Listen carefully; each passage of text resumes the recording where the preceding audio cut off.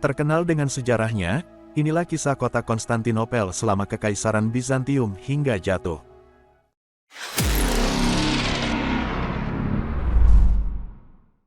Kota Konstantinopel, atau yang kini dinamai Istanbul, merupakan kota tua yang mewarnai lelakon penting dalam sejarah dunia. Awalnya, kota ini merupakan tempat bagi negara kota, polis, Bizantium, yang kemudian dikuasai dalam peradaban Yunani kuno, dan Romawi, pada abad ke-7 sebelum Masehi. Kota itu kemudian menjadi Konstantinopel, ketika Kekaisaran Romawi terbagi menjadi dua bagian, yaitu Barat dan Timur. Pemecahan ini karena Kaisar Diokletianus, berkuasa dari tahun 284 hingga 305 Masehi, menganggap kekaisaran terlalu besar jika terpusat di Roma. Segera, ia pun memimpin kekuasaan di timur dengan menjadikan Nikomedia, yang kini berganti nama menjadi Izmit, sebagai ibu kotanya. Kaisar Konstantinus I, berkuasa dari 306 hingga 337 Masehi, kemudian mempertimbangkan untuk ibu kota Kekaisaran Bizantium. Pertimbangannya, banyak kota kosong di sekitar Kekaisaran Romawi dan Bizantium yang rentan menjadi serangan bangsa Germanik dan Persia. Kaisar Konstantinus I memilih daerah di dekat kota kuno Bizantium, dengan mendirikan nama kota, Nova Roma of Constantinopolitana, atau Roma Baru di Konstantinopel, pada 324 Masehi.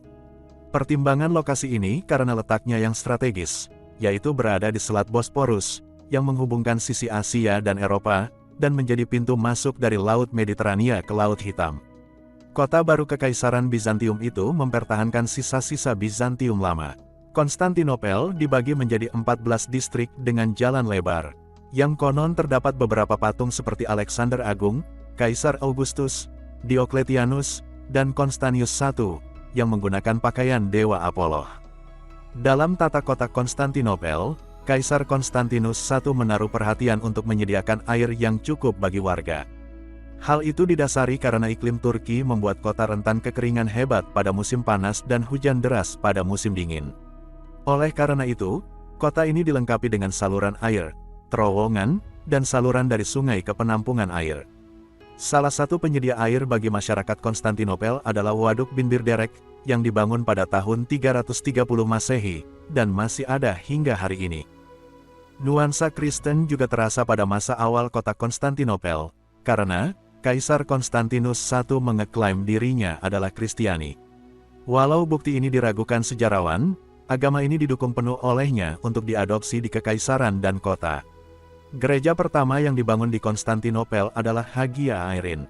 Setelah Konstantinus I wafat, Konstantinus II menggantikannya. Pembangunan kota Konstantinopel semakin pesat dengan menambah fasilitas pemerintahan dan memperbaiki birokrasi. Pada masa ini juga, Hagia Sophia sebagai gereja kebijaksanaan suci dibangun. Tidak semua sejarawan sependapat jika gereja tersebut dibangun oleh Konstantinus II, tetapi oleh Konstantinus I. Kelak, gereja ini terbakar dan hancur pada 404 Masehi akibat kerusuhan, dan dibangun kembali pada 532 Masehi oleh Kaisar Justinianus I, yang memerintah pada 527 hingga 565 Masehi. Lambat laun, Konstantinopel sebagai ibu kota Kekaisaran Bizantium, menjadi kota penting bagi peradaban. Disinilah perekonomian dan budaya dari berbagai penjuru dunia bermuara. Keberadaannya membuat Kekaisaran Bizantium begitu makmur. Kemakmuran kota ini memiliki dampak negatif, yaitu rentan diserang oleh bangsa asing. Sampai sebelum dijatuhkan oleh Kekaisaran Ottoman, Konstantinopel telah diserang oleh berbagai bangsa seperti Arab pada abad ke-7 dan ke-8, kehanan Bulgar pada abad ke-9 dan ke-10, bangsa Rus pada abad ke-9, ke-10, dan ke-11, serta Slavia pada abad ke-9. Pertahanan kota pun dipertimbangkan dengan membangun tembok. Kaisar Theodosius II, yang berkuasa pada 408 hingga 450 Masehi, membangun tembok ganda di barat tembok Konstantinus. Proyek ini awalnya dilakukan pada masa Kaisar Arhadius, pada 404 Masehi, dan baru selesai 9 tahun kemudian. Kemakmuran kota Konstantinopel berasal dari tangan Kaisar Justinianus I. Setelah kerusuhan sempat terjadi, dia berambisi untuk membersihkan sisa-sisa masa lalu dan menjadikan kota sebagai pusat peradaban di Kekaisaran Bizantium. Gereja Hagia Sophia yang didirikannya, berasal dari hasil tambang dan bebatuan berharga dari kawasan yang berhasil dikuasainya. Pembangunan Hagia Sophia sendiri membutuhkan sekitar 10.000 pekerja. Karena Konstantinopel menjadi pusat hilir mudik manusia dari segala bangsa, epidemi merajalela. Pada 541 Masehi, wabah hitam atau Black Death membunuh lebih dari 100.000 penduduk Konstantinopel. Epidemi ini bahkan menyerang kaisar dan berhasil selamat. Dalam sejarah, epidemi ini juga disebut sebagai wabah Justinianus. Wabah ini merusak perekonomian Kekaisaran Bizantium, terutama Konstantinopel. Sejarawan menilai, perekonomian Kekaisaran tidak pernah pulih sepenuhnya sejak wabah. Tidak ada yang signifikan di Konstantinopel pada masa berikutnya. Kaisar-kaisar Bizantium berikutnya memperkuat agama Kristen dan memperbarui sistem pertahanan.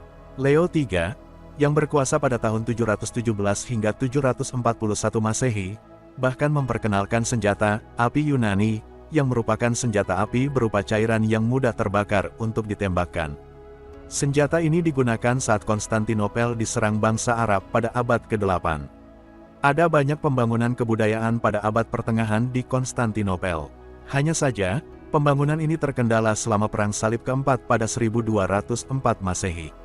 Tentara salib dari Eropa datang menjara dan membakar kota, yang semestinya datang untuk bersatu memerangi kaum muslim. Penjarahan ini bahkan merusak makam-makam, menodai gereja, dan membuang jenazah Kaisar Justinianus I. Kondisi kota Konstantinopel tidak pernah membaik setelah kejadian tersebut. Tidak kunjung pulihnya Konstantinopel saat itu, menjadi peluang bagi Kekaisaran Ottoman menaklukkannya pada 1453 Masehi.